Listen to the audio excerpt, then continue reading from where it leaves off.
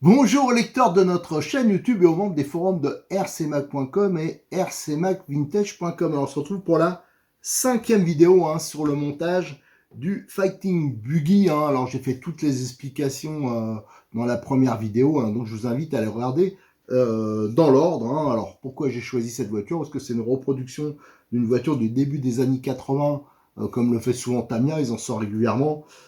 Qui à l'époque qui valait très cher, qui n'était pas beaucoup distribué ou pas distribué même carrément en France, j'ai un petit doute là-dessus. Mais c'est une voiture qui a marqué l'histoire de notre loisir. J'en bégaye. C'était des voitures, la caractéristique, vous voyez, il n'y avait pas de plastique, c'était entièrement en alu. Il y a un mono-amortisseur avec un système de volume constant avec un petit réservoir. Enfin bon, c'est assez marrant. Ça pèse 1 tonne. Je peux vous dire que là, déjà, il n'y a que le train arrière, ça pèse lourd. Et ça pourrait servir d'outil, de hache. Donc c'est vraiment une masse, quoi. C'est assez balèze. Et donc ça, c'est une voiture qui est destinée aux championnats du monde des étagères, comme j'appelle ça. C'est pour être derrière moi parce que j'adore ces caisses. Donc je vous en ai déjà présenté plusieurs. Il y a toute une gamme. Et ça, c'est vraiment des voitures en voie de disparition. C'est pas donné, mais franchement, c'est des super mécaniques. Et c'est vraiment tellement agréable de travailler, voilà, qu'il n'y ait pas de plastoc. C'est tellement sympa. Alors, dans la précédente vidéo, on avait donc fini de monter le train arrière, on avait monté l'arceau, le châssis en époxy. Et dans celle-ci, on va essayer de faire tout le train avant pour qu'il nous reste plus que l'histoire de la platine radio, tout ça. Alors, le train avant, c'est vraiment, vous allez voir, c'est vraiment des bras tirés pour ceux qui connaissent les coccinelles. Alors je parle des 1200, des 1300, pas après celles qui avaient un train avant triangulé, comme les 13.2 et les 13.3. Là c'est vraiment... Tiens d'ailleurs, est-ce que je dis pas une bêtise là? Le 13.2, 13.3, je pense que j'ai peut-être dit une bêtise pour la 13.2. Mais la 13.3 en tout cas, bon ça c'est sûr, c'est un train avant triangulé, c'est pas des bras tirés. Et donc... là, vous allez voir que c'est vraiment une reproduction parfaite. Deux bras tirés en aluminium avec les barres. Enfin, c'est vraiment hyper sympa et réaliste. Allez, go! On va donc s'attaquer. Alors, je ne sais plus quelle étape c'est, mais en tout cas, c'est la première étape pour le train avant.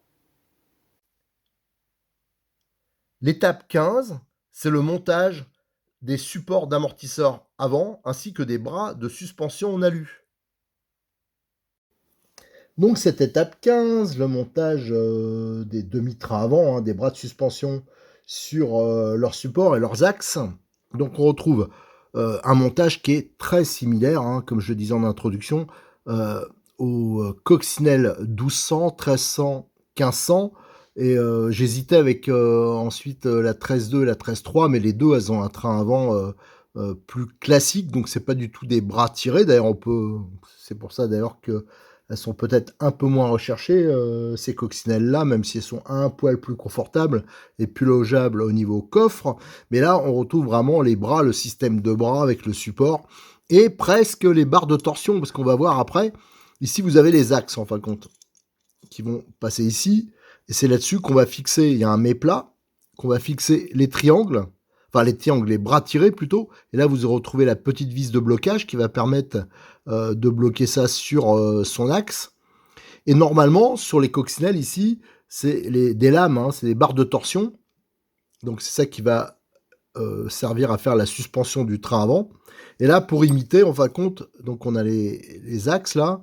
Et après, ça sera l'étape suivante, mais pour rendre réaliste, il y aura les tubes. Ça sera caché sous les tubes. Si vous avez l'occasion, pour ceux qui ne connaissent pas, de voir un jour une coccinelle, regardez bien le train avant, vous allez voir que c'est exactement ça. Alors la première chose que je vais faire, je vais commencer, alors je peux pas le faire devant la caméra, parce que je pense que je verrai pas grand chose, mais eux ils disent de graisser bien sûr, à cet endroit là, parce que ça va tourner. Moi je vais pas le faire parce que c'est un montage type championnat du monde de l'étagère, mais normalement ça faut un peu le graisser. Et après, la vis, bien sûr, ça sera peut-être mieux de la monter aussi au frein filet. Et ensuite, on a le bras. Alors, le bras inférieur, si je me souviens bien, ça doit être celui-ci. Il faut faire attention au sens de montage, bien sûr. Donc, c'est plutôt celui-là. Je pense que ça doit monter comme ça. Ah non, oh là là, alors, ça, c'est les... Voilà. que je me plante pas, parce que ça, c'est les supérieurs. Ici, on voit qu'il y a le logement, parce qu'il y a les rotules qui vont aller se mettre là. Et là, on a les inférieurs. Donc voilà, en plus, qui sont notés. Donc RL, voilà, ouais, donc ça, c'est pas un problème. Donc voilà, ça va venir, en fin de compte, comme ça. Voilà, et il y aura la petite vis de blocage qu'il faudra mettre en face. Voilà.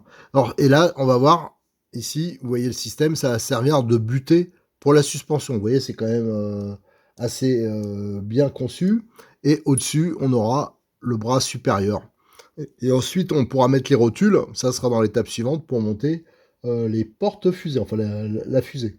Et le ressort, lui, il va se mettre sur le bras supérieur, et l'épingle qu'on voit ici, c'est un ressort à épingle, et il viendra se mettre ici ou là, je pense qu'il y a peut-être deux positions. Ça, on va le voir une fois que ça sera monté. Alors, ce que je vais faire, c'est que je vais monter les bras, et après, je vais monter au moins un demi-train avant, et après, je reviens vers vous. Les deux demi-trains sont assemblés, alors je vais vous montrer le résultat. Ici, donc, on a le bras tiré inférieur, et si vous regardez bien, il vient prendre appui sur cette pièce métallique, le tube, c'est là, il y aura un tube. En fin de compte, cette pièce, vous aurez les tubes qui vont se mettre comme ça, mais au centre, c'est pour ça qu'il y a une excroissance, comme ça, il y aura aussi une entretoise qui, elle, sera vissée. Et là, c'est le prolongement, et ça sert donc en butée, ici, et le butée pour la suspension, butée basse. Voilà, donc vous voyez, c'est quand même assez bien conçu pour l'époque. Et là, vous avez le ressort, l'épingle, alors qu'on peut mettre ici. Alors le problème, c'est que là, le réglage, c'est vrai qu'il va pas être très fin. Soit ici, ou soit on peut le décaler en dessous, si on veut le durcir. Voilà. Voilà, au niveau de la suspension. Alors ça, il faudra voir ce que ça donne. Alors bien sûr, on peut le plier un peu, on peut l'ajuster.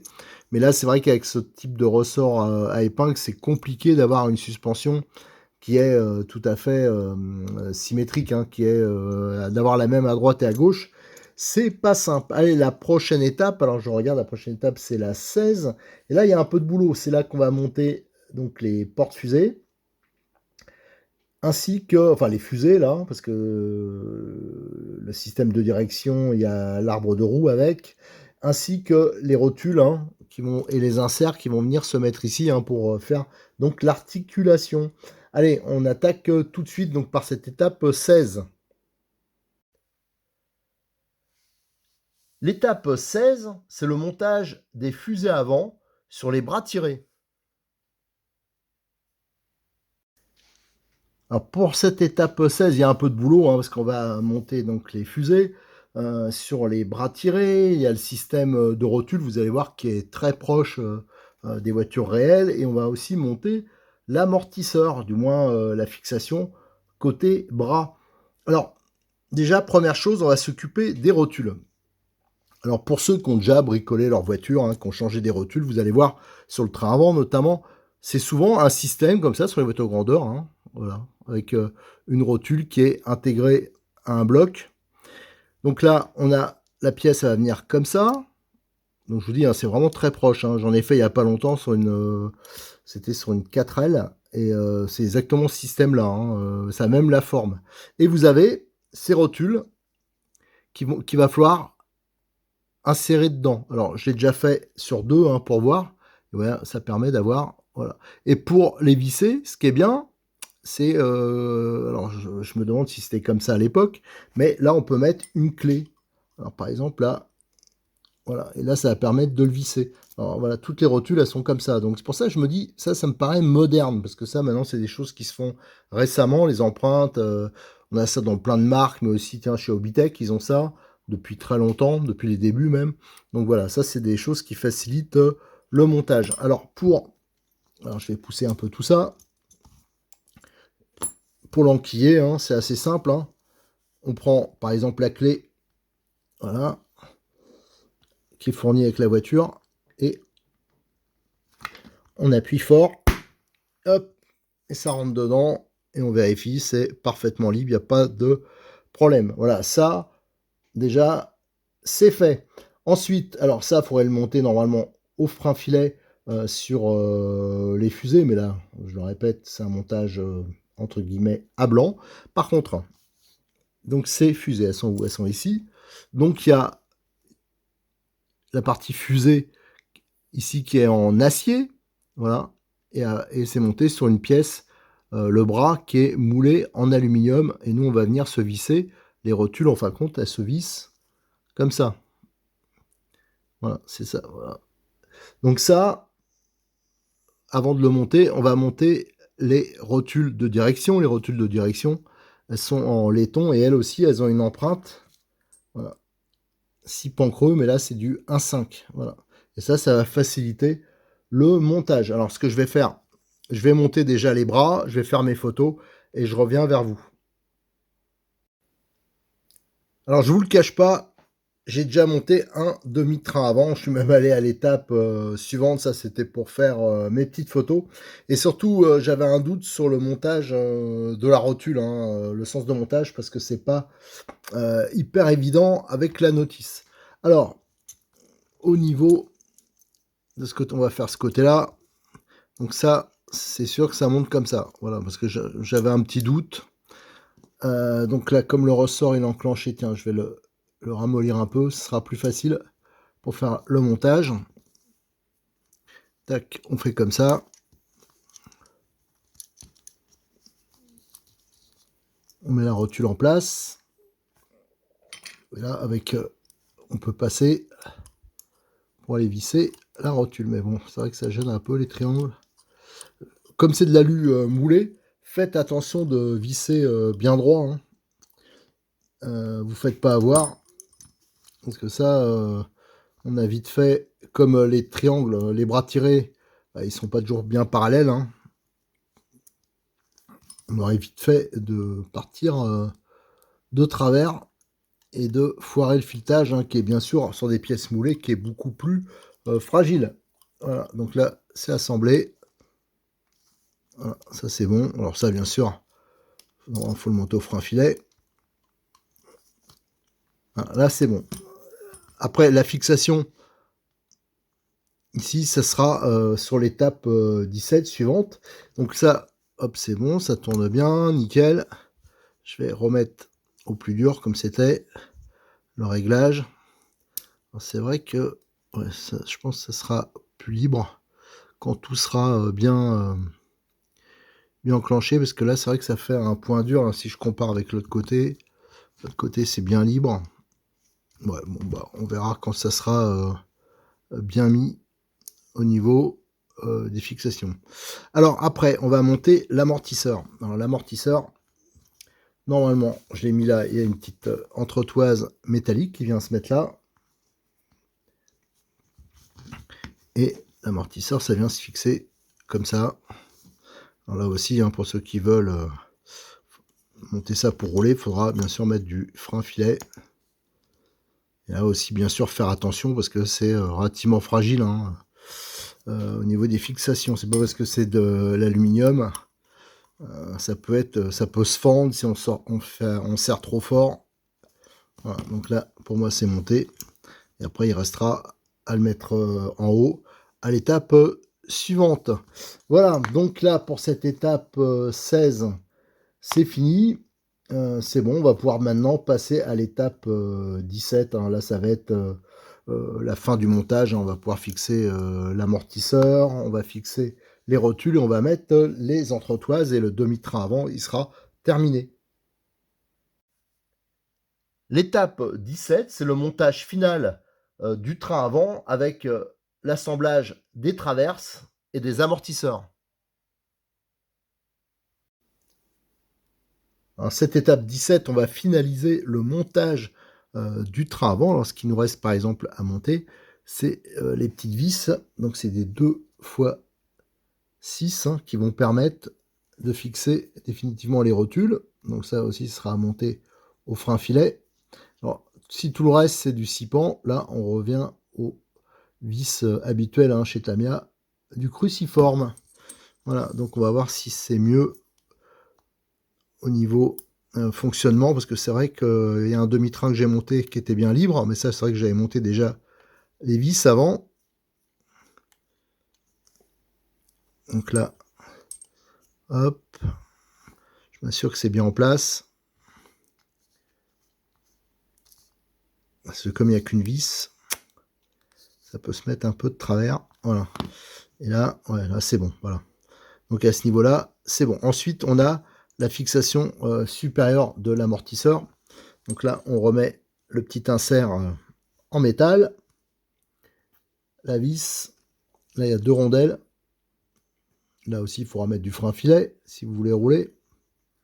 Et je pense même une vis un poil plus longue. Là, je l'ai montée de l'autre côté déjà. Elle me semble... ça prend pas sur toute l'épaisseur.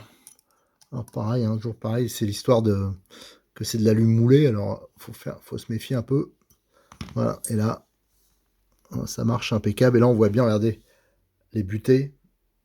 Butée basse, butée haute. Donc voilà, le système au moins. Voilà. Donc là, ça, c'est bon. Ensuite, il nous reste à monter les tubes et l'entretoise. Alors, on va déjà mettre en place l'entretoise, celle qui va aller au milieu. Et elle se monte avec des vis. C'est des vis 3x6. Voilà, alors pareil, là, si vous roulez, pensez à mettre du frein filet. Hein. Je rappelle, hein, c'est pour ça que je ne le monte pas. Hein. C'est vraiment spécifique.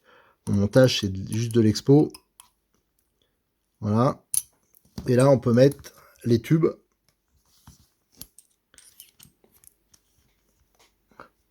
Voilà, nickel. Et de l'autre côté, la même chose. Voilà, normalement, tout s'enquille bien. La petite vis pour tout fermer. Et là, on va obtenir un train avant, façon un peu maquette de coccinelle. Voilà. Le train avant, il est monté. Et vraiment, ça rappelle vraiment celui de la coccinelle. Voilà. Donc, ça marche plutôt pas mal. Il faudra voir là, au niveau des réglages. Hein. Voilà, donc le train avant, là, il est entièrement assemblé. On va pouvoir passer à l'étape suivante, hein, l'étape 18. Donc là, ça va être le montage du système de direction. L'étape 18, c'est l'assemblage du système de direction.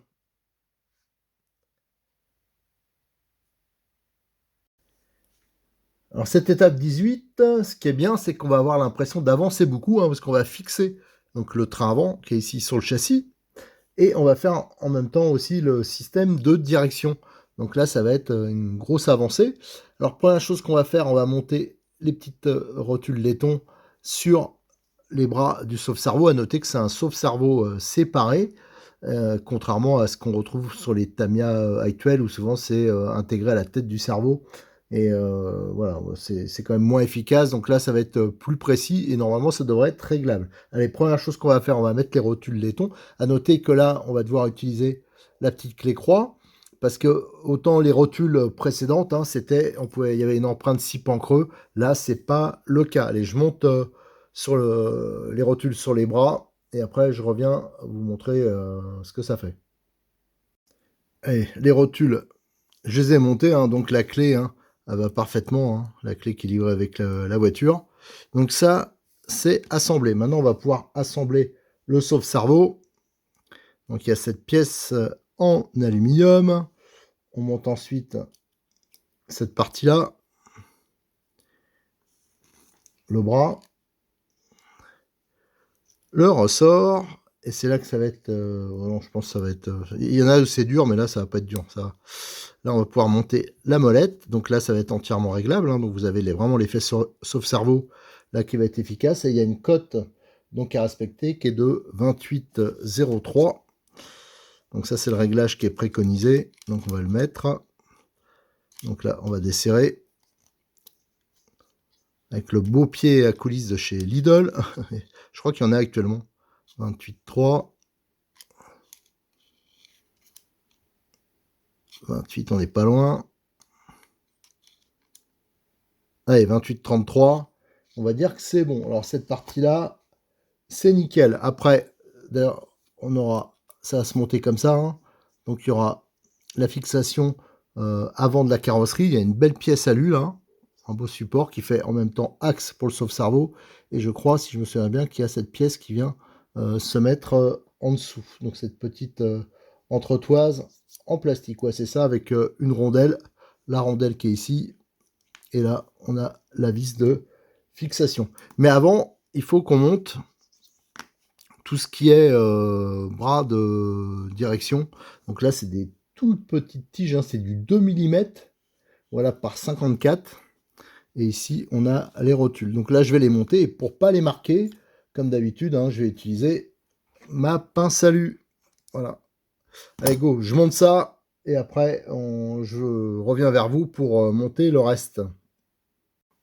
Alors, les barres sont montées, hein, ça se monte très bien, hein, donc il faut juste bien répartir les rotules, hein, au niveau du filetage ici, que ce soit la même taille, hein, des deux côtés, au niveau répartition.